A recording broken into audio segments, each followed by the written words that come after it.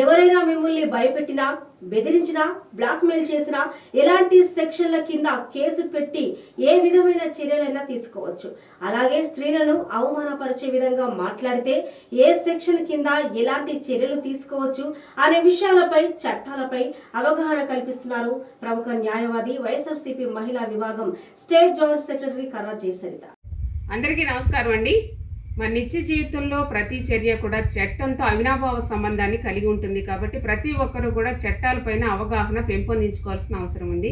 అయితే ఈ వీడియోలో నేను ఈరోజు చెప్పబోయే విషయం ఏంటంటే, ఒక వ్యక్తి ఏదైనా అడ్డం పెట్టుకొని బెదిరించినా, భయపెట్టినా, బ్లాక్మెయిల్ చేసినా మీరు పోలీస్ స్టేషన్కి వెళ్ళి ఏ సెక్షన్ కింద కేసు పెట్టవచ్చు, ఎలాంటి చర్యలు తీసుకోవాలి అనే విషయం గురించి తప్పనిసరిగా తెలుసుకోవాల్సిన అవసరం ఉంది.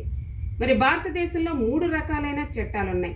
Criminal procedure code, Indian penal code, Indian evidence act.